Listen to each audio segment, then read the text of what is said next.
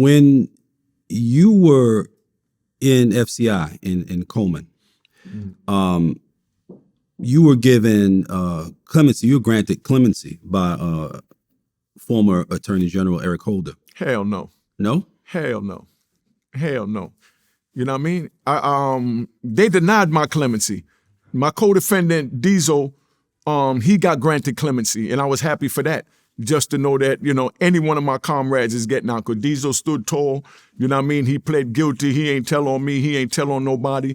He got locked up from like 95, didn't come out until 2016 doing the clemency.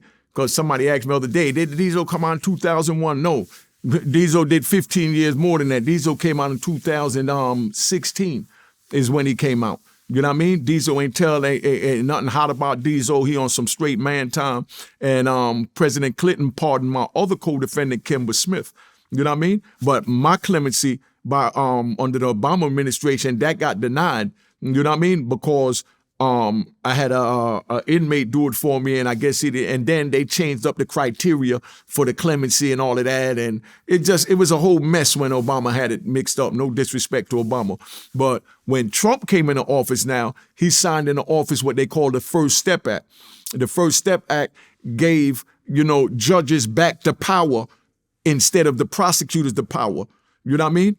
To review us old dinosaurs from the draconian, sentence era, to release us if we could show that we self-rehabilitated.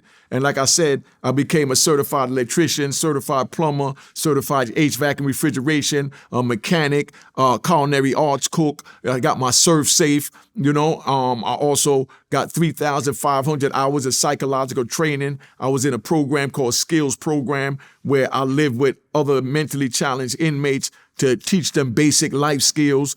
And, I started a few programs of my own. Big shout out to Al Sadiq, out of Jersey. He down in Tampa. He's the one that got me in the program. And big, but, they took all of that and submitted it to my judge under the First Step Act that Donald Trump wrote that said that the judge have the power to release you and not the prosecutor. The prosecutor get a chance to respond because my prosecutor responded back, talking about everything under the sun that my co-defendants did because they had nothing on me because, like I said, bad boys moving in silence.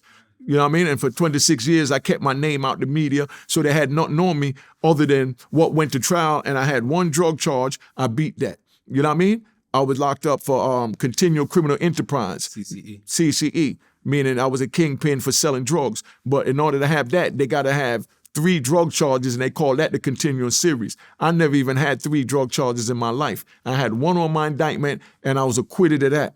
But the judge didn't want to overturn himself and say that he was wrong for the instructions, and at the time, they wanted me to give him a couple of decades. So they kept denying me on technicality that that I didn't have jurisdiction for them to hear my case. This is just summing up everything that you get ready to speak on to give you the short, version.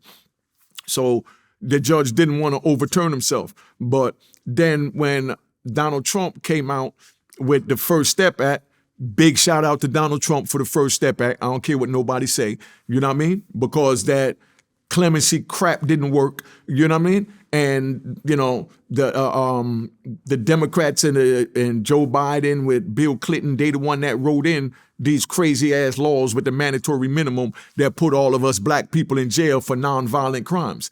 But Donald Trump came in and he straightened all that out. You know what I mean? So everybody got their issues with him or whatever. People might not like me saying it, but, he gave the judges the power, you know what I mean, to correct their wrong. And my judge was black. I had the first black judge in the Norfolk courthouse. So I'm the first for a whole lot of things in my life. You know what I mean? Mm-hmm. And they brought him in and, he sentenced me to life plus 20. But when he sentenced me, he said, man, you're a very intelligent man. It's just a shame that you put all your energy into a life of crime in 29 years. You know what I mean? But there's nothing I could do for you because of everything that you've been through. I mean, everything, because of the amount of drugs that you have. You know what I mean? We have a mandatory minimum. He said, but if I could, I would look into it. So I used that to my advantage. When he asked me, did I have anything to say? I asked him, you know what I mean? I said, look, because they wanted me to cry for leniency. The judge asked, do you have anything to say? This is where you know what I mean? Oh, well, I had a hard childhood. I grew up in Jamaica. I seen a chicken get his head cut off. And you know what I mean? And chicken ran out without his neck, and they told me money was up here on trees, and I violated the law. Nah. I went up there and I told that man straight up, I'm going to fight my appeal, but all I'm asking is if you could send me someplace closer to home where I could further my education so that if something come down the pike later, I'll be able to go home a better man to society and do something for my family, kids, and society. And the prosecutor jumped up, called me a scumbag, everything under the sun, said, I think I'm going to go home one day, and you know what I mean? And, he just went off. But anyway, the judge told me all I could do to help myself, you know what I mean, is stop honoring that don't snitch code and, you know what I mean, and work with the government. And I told him, nah, just send me someplace close to home. So he sent me someplace close to home. So when I went into jail, I wilded out for the first decade or so. Those are the crazy stories I got at Unique Mecca Audio on YouTube. You know what I mean? How I was wilding out when I wasn't even thinking, you know what I mean, was still in that frame of mind. But after about 15 years, I really got in the program and buckled down and, tried to better myself. And then Donald Trump came along and put in the First Step Act saying that if we self-rehabilitated, so Brittany Barnett and Corey Jacobs, big shout out to Corey, a.k.a. Buck, you know what I mean? I think he's vice president of Revolt or something like that. But, that's family. They came in, they took my case with the Buried Alive Project, and they got me out of jail. You know what I mean? They submitted my stuff to the judge, everything that I did, and the judge agreed with it, granted it, and let me out. And, I'm here today a free man, you know what I mean? Without telling on anybody, by fighting my way out. And for the record, as everybody already know and see, you know what I mean? If I wouldn't have got that, I would have still been in there with my man Jimmy Fingers, free Fingers, my man Knott, free Michael Palmer Knott. You understand what I'm saying? Leonardo DiCasio, that's Fingers. So know these names. These are the people that we trying to free. We got everybody in there, man, John Cuff, been down a minute, need to free John Cuff. You understand? We got Chicky from the Bronx. We got Boy George. You understand what I'm saying? We got a whole bunch of official men that's still in there that, changed their lives around, man. Regardless what we did when we was younger, we talking about 3 decades later. You know what I mean? Somebody need to really push to allow them to be able to have their improvements and the changes they made in their lives looked at to see if they worthy enough, which I feel they are because I know them personally because I was in different jails with all of them, to be out here on this soil, to be able to give back to the community because that's all they're trying to do. They helping brothers in the jail. Booby, Kenneth Williams from the Booby Boys. You know what I mean? Come on, man. It is what it is. You know what I mean? So you mentioned the programs that were put in place to help you gain your freedom, but when the Fourth Court ruled, in the Fourth Court rule or Fourth Circuit ruled that there was an error in the jury instructions. Oh yeah, that's what I'm saying. That harmless error thing because we talked about this 1,000 times over the years when you was away. Mm-hmm. And for them to say it was a harmless error to be given intentionally, be given the wrong direction. Thank you. You know what I mean? Like that, without that happening, you wouldn't have gotten. I would have beat the trial. Yeah, you wouldn't. Because bottom line is, like I said, you need 3 drug charges to be found guilty of a CCE, because that's the continuing series that you continuously violated the law. So they call it a continuing series of violations. I never had a drug charge in my life except the one on the indictment. I was acquitted of that. You understand what I'm saying? So being that I was acquitted of that, I didn't have 3 drug charges. The judge told the jury that they could find me guilty for anything my co-defendants did because I'm the king. They said my drugs were sent down to my brother in Virginia, so whatever happened once my drugs got down there, they said I was responsible for, even though I'm all the way in New York, I'm not down there. I didn't even know my co-defendants. My co-defendants testified they don't know me. You understand what I'm saying? But, they didn't want to admit they was wrong. So they called this harmless error and said, well, they said that you made a bunch of trips, that you sent a lot of people down there to make trips with drugs and, you know what I mean, and this and that. So the jury could have picked any one of those. Yeah, but the way the law work is, my case was overturned in the Supreme Court too, which I know you're going to get to. The Supreme Court looked at my case and the Supreme Court said that the appellate court was wrong, that they was wrong for saying that they could use anything in an indictment, that they had to be specific and unanimous as to which 3 drug violations. Mind you, I have none. So why are we been talking about specific, and unanimous when I have none? I had 1 and my jury of my peers found me not guilty. But they say, well, they could have used the stuff that other people did. You know what I mean? No, but that's not what the law says. The Supreme Court quoted my case and everything. Over 50 guys went home on my issue. Well, got their case overturned on my issue. But 9 times out of 10, when you got a kingpin charge, like I said, you got at least 3 drug violations, and those 3 violations gonna give you life. So if they take off the kingpin charge, they still got the 3 drug violations. If they would have took the kingpin charge off of me, I would have been home 2 decades ago. So of course they said, nah, it's harmless error because we ain't trying to let this nigga go. That's right. So the prosecutor, he private practice now, right? You've had the opportunity to meet with him, sit down, and record conversation with him, haven't you? Yeah, I went and videotaped talking to him because, like I said, when I asked the judge to send me someplace closer to home in case something changed down the pipe, he called me a scumbag and every name known to God. It's all in the transcript. Said my life was a waste and I don't know, I'm going to die in prison one day. And, basically I was a dumb nigga. You know what I mean? So that haunted me for 26 years to prove this man wrong. So when I finally got my freedom and I was able to prove him wrong, I went and got with a paralegal, Karen, I can't remember her last name, but Karen out of Virginia. She got a practice down there also, good young lady. Well, Karen, it'll come to me, but Karen took me to go to his office. I go to his office to see him. He wasn't there while I'm talking to him or whatever. They called him, told him that a client was there. He came back. When he came back, he saw me. And, he was shocked like hell to see me. He kept just saying, how did you get out? You know what I mean? And it was just crazy because first thing I did to let him know that I have no malice and I didn't come there for nothing against him was let him know, I told him, thank you, for locking me up because I needed to be locked up. Because, I broke the law and I did a lot of wrong things. I poisoned my community, but now I'm trying to help to rebuild the mess that I've made by my drugs into our community. You know what I mean? And that, I just don't feel that I deserve to get a life sentence. 20 years, I'm good. Even 30 years. But to tell a man life, like go die in prison, and what happened when he changed his life around? Now he has this death certificate for prison, just like all these other brothers. Like we got Underwood came out, Guy Fisher came out. These was my big homies in the prison. These was my influences in the prison. They told me when I came in, stop wilding, stop bringing drugs in the prison, stop that. I don't want to hear that crap. Yo, old man. That's where my mentality was at. So I know where the youth mentality is at now. When dudes go trying to preach to them like they preach to me, man, they don't want to hear what you got to say, Unique. But that's why I tell them raw. If you feel you're tough enough to do it, continue to do what you do. Yeah. But I'm telling you, don't do it, it ain't worth it because of what I've been through.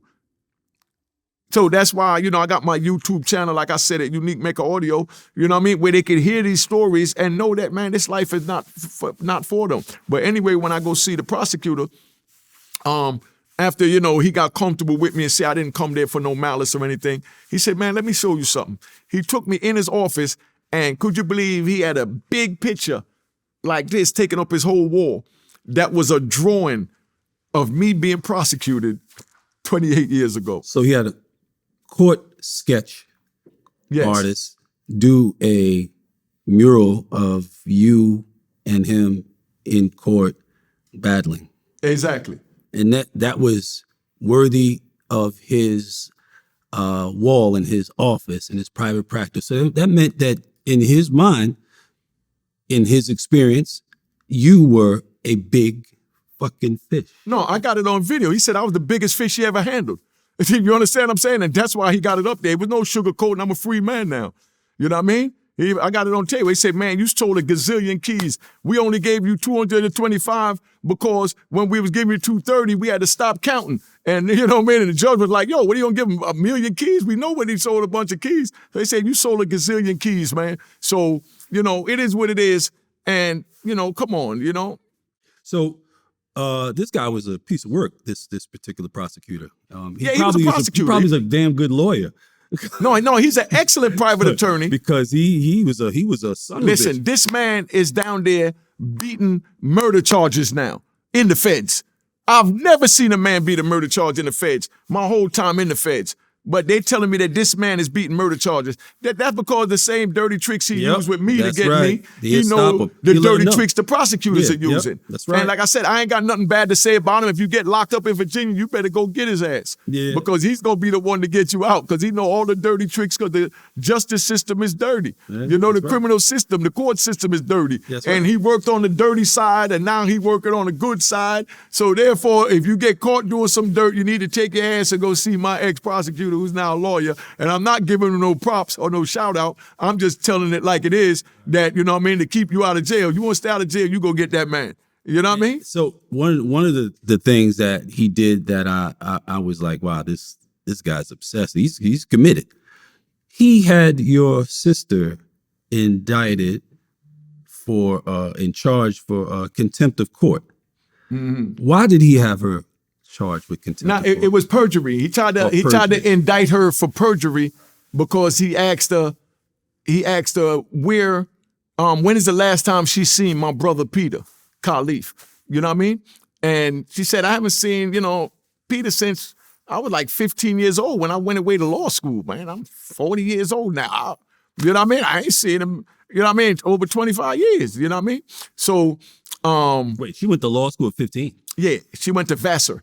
You know what I mean? She graduated high school early and went to Vassar up in Poughkeepsie, New York. You know what I mean? For all girls. My sister's a genius. You know what I mean? Love her to death. Yeah, she's a genius. So she's done been as an exchange student over in Africa, France, Germany. You know what I mean? So she knows all the international law. She works for a big corporation now. But that's what I'm saying. We grew up in the same household. That could have been me. But instead, everybody told me to hold the chicken down and money grow on trees and go get the money off the trees so I can send barrels down. So look what I turned into. Not blaming it on nobody, but I can make light of it now that my head is all right and I know what went wrong. So that's why I'm trying to help the youth figure out what went wrong with them. Right. And You what's understand what I'm going wrong saying? with them as they live, as they breathe, as they watch this right now. They are on some level at some point along your path. You know, they have to figure out, where am I in this path? And, what can I do to change the trajectory from here? Because he's telling me where I'm heading. And that is certainly in nobody's plan. Yo, I'm going to do it. I'm going to make it. I'm going to get it. And then I'm going to go to prison for the rest of my natural life. Nobody says that, but a lot of people end up that way. So obviously people aren't mapping things out the way that they think that they are, to end up where they would like to be. And I want to get to that with you in terms of what you were mapping out, what you thought you were mapping out, and where you thought you would be. So your sister was he charged her with perjury because she said she hadn't seen Peter. Yes. But he comes back and charges her with perjury because He said that, well, do you know Maynard Jenkins? You know what I mean? And she said, nah, I don't know Maynard Jenkins. I talked to one of, Unique's friends named Maynard Jenkins on the phone, and I referred him to a lawyer friend of mine. They said, well, Maynard Jenkins is Peter Hall. You know what I mean? So therefore, you lied because you said you haven't seen him since you were 15.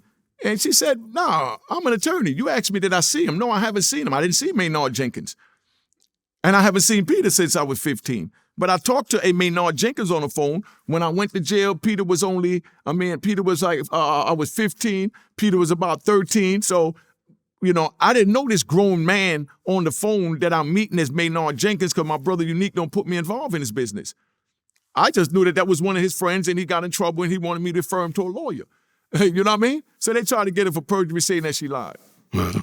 Yeah, he's a motherfucker. All right, so getting back to the map in a person's mind that's, doing what they're doing in the street and how they're seeing this whole thing play out. When you were indicted, you were at the height of that life. Before you found out you were indicted, where were you heading as far as you were concerned? Oh, man, I had Mecca Audio record label. I had the clothing line, Mecca Audio Clothing, right after I got locked up. The dudes that own Mecca clothing line now, They used to come to Club 2000. They ran and trademarked my joint and put out the Mecca USA. You know what I mean? And took off audio off of it. You know what I mean? Like I said, I had the record label. I was putting out my little man DL, Papa Sean. You understand what I'm saying? My man Jay out of DC. You know what I mean? We was doing our thing, man, and that's where I was really going. I was going into the music business because that's where everybody was going. But I was learning a lot of that from Uncle Dave. David Hyatt. You understand what I'm saying? So that's where I was going. So if they wouldn't have stopped me, I mean, come on, man. I would have been sitting here billionaire, and you'd have been right there as the CEO with me. Yeah, you know what I mean? Yeah, that's something that I think is important for people to hear. Like, everybody was planning on doing something else at some point, and most did not get the chance to make that step. Mm-hmm. They got caught still in that mode, that running the street, whatever. And the thing is, you really have to get while the get is good, and it's a difficult thing, but it is probably the best thing. If you're in that life for whatever reason, however you got there, and you're achieving a certain level of acquisition, you have to recognize when you've won. Mm-hmm. At the point at which, you are sitting around with, you were spending a lot of money. So I don't know, a lot of people, myself included, made and spent millions of dollars, but at no time had more than, say, 600,000-700,000 at any given time. That was like, this is my bread sitting here, whatever they say, you know what I mean? But not realizing that, you're seeing a lot of money, but this is beyond what regular people see. You already won. If you a young black dude sitting somewhere with 600,000 cash, 700,000 cash, the world is your oyster, man. You can do anything you want. You go in any direction you want. You don't even need to look back. 600,000-700,000. That was a weekend in Miami, my nigga. You know what I mean? Because if I saw a car I wanted, if my sister wanted a house, if I wanted to buy, I went down there and I bought a big TV. I got pictures of it. I got pictures of everything. I got a picture. I bought a big Mitsubishi TV. You know what I mean? Do Mitsubishi even make TVs anymore? No. Yeah. Not that I know of. Yeah. Not in this country. Yeah, Mitsubishi made a TV. They made the first big screen that came into the States. It was literally this wide. The side of it was this wide, and it was a 60-inch screen. Sure it was. You know what I mean? But it was like a piano. On a big-ass stand. Yeah, no. It was made like a piano with a bass, yes. And it had to open up windows and all of that. Yep. But, I was down there. I was in, I don't remember the name of the store, but one of them electrical stores down there on 163rd, by the 163rd Street Mall by Peaches. And I seen this TV in there, and I said, man, I like that. How much is it? And the dude said, oh, it's too expensive, and it's not for sale yet. It's a sample. You know what I mean? So I said, well, who's the head salesman? You know what I mean? He said, I tell you it's not for sale and it's not for sale yet. So I said, let me see the head salesman. So I asked him, how much was it? You know what I mean? So he said that when they do decide to sell it, that it was for the showroom, it's 10 grand. I said, well, here's 20 grand cash. Bring it to my house over here. You know what I mean? And have it there by 3 o'clock. You know what I mean? He took it right off the stand and brought it to the house for 20 grand. You know what I mean? But that's television. Yeah, but not, yeah, that's how it was in America, man. They see a black person come in, they talk shit, but when you pull out that cash and you got 20 bands in your hand, feet on fire. You know what I mean? Come on, you already know what it is. Yeah, hopping around. Mm-hmm. But the thing is, it's a lack of context. We, as young, ignorant, uneducated kids, coming into, hundreds of thousands, tens of thousands, whatever it might be, million, we really don't understand the advantage that we have. And we think we got to keep on doing this and and it don't. You get your hand on a 100,000, 200,000, whatever, you can do anything you want and make plenty money and not have to look over your shoulder. And it's like, it doesn't seem to occur to anybody. So at a point, you got to realize it's not really the money so much that's driving cats. It's something else. Something else is missing. No, it wasn't really the money. It was just, you just enjoy the high of everything. Like even when I was in prison selling drugs, you know what I mean? Because I was in prison still selling heroin, you know what I mean? It was just the cat and mouse game. It's just I want to show you that I'm better than you. You know what I mean? I wanted to show the prison administration I'm better than you. You can't stop me. That's right. Period. That's right. You know what I mean? So I don't want to hear none of that. I'm going to bring drugs in your prison. I'm going to sell drugs in your prison. I'm going to drink wine. I'm going to smoke weed. And you know what I mean? And I'm going to be free mentally while you can lock my body up in the cage every night at 10 o'clock. Because end of the day, you know what I mean? When my body get tired, I'm going to go to sleep. When God ready, I'm going to go to heaven with my brother. You know what I mean? And that's how I looked at it. It was just a cat and mouse, you know what I mean? And we just get addicted to the thrill, you know what I mean, of the adventure of whatever it is we're doing, legal or illegal. You know what I mean? Because you ask yourself, look at them iPhones. Everybody buying them iPhones like crazy. What's that dude worth? $100 billion? So why don't he just take his money and go lay down? So, and he'll be the same one to say, oh, well, you made $5 million or $10 million selling drugs. Why didn't you just quit? Why don't you just quit? You got 100-something billion. Jeff Bezos and them. Like, why are you still there losing more here when you got 100-something million that you can't spend? You understand what I'm saying? Because they love the excitement, you know what I mean? Of the hustle of whatever business they're into. Just like we love the excitement of the hustle of selling drugs and running the streets and going to the club and creating hey ho and hey oh all right and buying the homie suits and you know what I mean? It just becomes, you know, a way of life. So whatever they doing, whether they buying, you know, mansions or spending money to go to create a rocket to go to the moon, just or whatever. You know what I mean? Like you say, you do what you want to do, man. You just live life, but you just get addicted to it. You know? Real talk. Real talk. I look forward to our next conversation, man. But let me say this before we can get we into end. Peter and Kimba and all that whole mystery. Let me say this before I end, right? Because I'll talk to my man D-Wee, give a big shout out to my man D-Wee. Shout out Dewey. You know what I mean? Mark Steffens, you know. I would like one story though. What's that?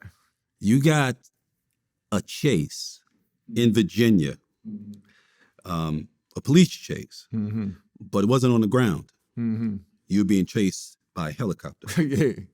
You know, I'm going to say that for the autobiography. I ain't going to give you that one right now. You know what I mean? Yeah, I had the biggest manhunt chase down in Virginia. They had brought out helicopters and everything for me, man. That was the biggest manhunt in the state of Virginia. Yeah, in their history up until that point. Yeah, you already know. But I just wanted to say this, you know, big shout out to D-Wee, man. He been there for me.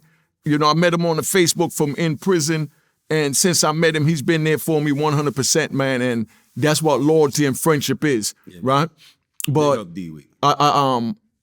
everything I do, and that's why I respect D-Wee, everything I do is to try and, you know, and I know a lot of people now, because when I came home, they was worrying about who had the most money out of all the drug dealers. You know what I mean? Who had the money? Well, how much was your indictment? 330 keys. You know what I mean? It wasn't that much. And what did they assess? What did they assess the monetary value of your something of your like 6 million, 8 million, something like that. No, I'm talking about what did they say that your organization had earned during the period of its run? No, they didn't. They never really added it up like that because I already was at life. So like I said, they stopped counting at 330 keys. You understand what I'm saying? And, you know, they stopped counting at 6 million and said, because the max you could get on money laundering was 20 years. You know what I mean? So after they got the 20 years, they stopped at the 6 million after they got the life. Listen, to show you how crazy, that's a good question you asked. In the drug scale, they have a guideline when you get sentenced. They look at your criminal history and how many times you give you a category 1 through 6. So I was a category 6 from all the things I've been through from juvenile, of course. You know what I mean? But they didn't have career criminal in the feds. And then they had the drug amounts. You understand what I'm saying?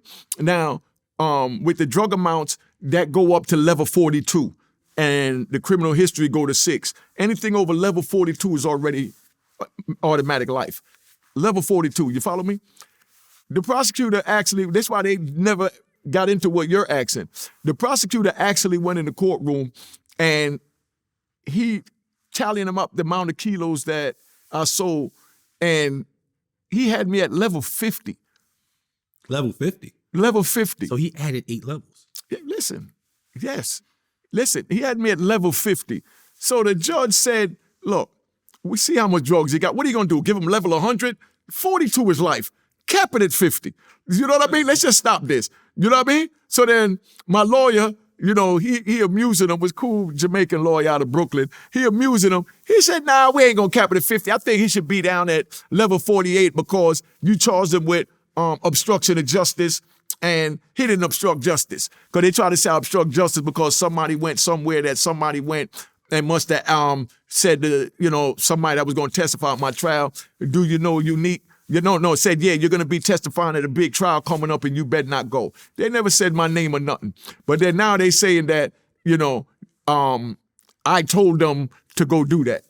But nobody never said my name. And like I said, they got me at level 50. So the judge said, okay, level 42 is life. He's trying to give you level 50 and higher. You want to be level 4 lower than 50. So we just gonna make it 48. I'm gonna take the 2 points off for that. So either way, I had life plus 20, and I still had to get a whole extra 6 points down just to be a life. You know what I mean? I get like 10 points off. It was just crazy, man, the way they did the whole thing, you know? That must make a cat head spin when you start dealing with those things, those aspects of that experience, and you have never had any exposure whatsoever to the criminal system, and they start talking like that. I don't care how smart you think you are, when you start getting into that space and those conversations are being had around you, you feel real dumb. Yo, I didn't think about none of that because I know God is in control. And I knew I was going to be sitting here one day on Vlad TV talking with my man Cavallo. That's me. That's what makes you a bad motherfucker, because I know that for sure. You know, you never ain't talked nothing like gonna you was stop going me, to be my in nigga. there forever. You never talked like that the You whole know? time. Come on, man. I used to hang up sometimes and say, man, oh God, if they don't let this motherfucker out, it's going to be bad. It's going to be real bad, because he already out. This motherfucker, he is out. He refuses to accept that he is fucking in prison. I remember you used to always say that to me too. But I want to say this. What I'm doing on my YouTube channel, at least I can plug the book. I got the book of Roaring Harlem. If you want to know anything about the streets, go read a Roaring Harlem so you don't have to participate in the street and gamble going through what I went through. I'm going to say that. But then now with my YouTube channel, my thing is I came home and tried to help the youth by trying to let them know that it's not worth it. You understand? So I'm just coming home after 26 years in 2020. So when I come home, I hear everybody talking about telling this, telling that, and like telling what's cool, and you know, they're saying that they're doing what Alpo do. You understand what I'm saying? And I'm like, you know, that's not the Alpo I know, because I know he know better from what he did. You understand what I'm saying? So when he contacted me, I talked to him and I said, look, man, I'm trying to save the youth. If that's what you believe, that's what you believe, but you already know that ain't what you believe, my brother. You know what I mean? I want you to talk to the youth so that you can let them know to stay out the game, that it wasn't worth it. You understand what I'm saying? And a lot of people, you know, because you're always going to have some people that like it, some people that don't. Some people ain't going to like this whole video that we're doing. But, you know, when I talk to them, and, you know, my thing is, I saw the youth was drowning. You understand what I'm saying? Are drowning. Oh, yeah, you know, but like I said, I just came home, so I saw they were drowning. I didn't know fully what was going on, and I didn't really understand what was going on in society as yet, and where the YouTube mentality was at. So I figured, being that they look up to him, I could get him to tell them that it's not worth it. Because if my child is drowning, I don't care if a dude told on 100 people, save my child. If my grandchild is drowning in a boat, you understand what I'm saying? And only person there to get him is Sammy the Bull. You understand what I'm saying? My grandchild better take Sammy the Bull hand and get out that goddamn boat. But that don't mean that I agree with Sammy the Bull, you know, did as a man. But save my child. So I came home with that mentality, that I put out that Alpo video to help the youth, you know what I mean? To give them that life raft, being that they was looking up to him. That man looked in the camera and said, this is for the youth. You understand what I'm saying? And I didn't ask him to or put out nothing with him saying what he did this, what he did that. He talked to the youth to let them know it wasn't worth it. I stood tall. I got life in prison. You know what I mean? Did 26 years. You know what I mean? He told and got 24 years. So either way, we both lost by being on the street. So that was the purpose of that video, was just to show that no matter what you choose, you hit the streets, you lose. Period. You know what I mean? And, you know, I don't care, you know, who told on who, if they could help save our streets, because that one young man that, you know, we might save, that might get the message, might be the one that would kill you or me, or even my mother or my grandchild. That's right. So to sit there and say, oh, he told, so you ain't supposed to have him on this platform, you ain't supposed to do that. No, but he's not on here glorifying anything. He's out there telling them that it wasn't worth it. That everything he did wasn't worth it. Don't glorify it. Go look at the video I put up. And I still got 2 hours I never put out.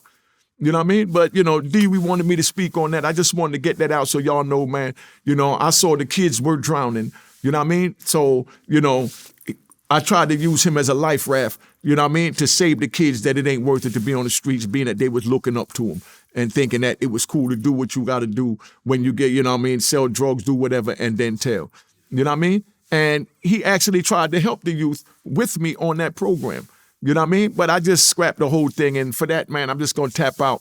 And, you know, it was a pleasure doing this with you, big bro. And, you know, if anybody want to help, you know what I mean, as far as my movement, contact me. You could cop the book at aruinharlem.com, aruinharlem.com. You can cop the book, the merchandise, you know what I mean? The whole nine, man. But, you know, we've been here long enough, family. Let's do it. All right? All right, peace. Love.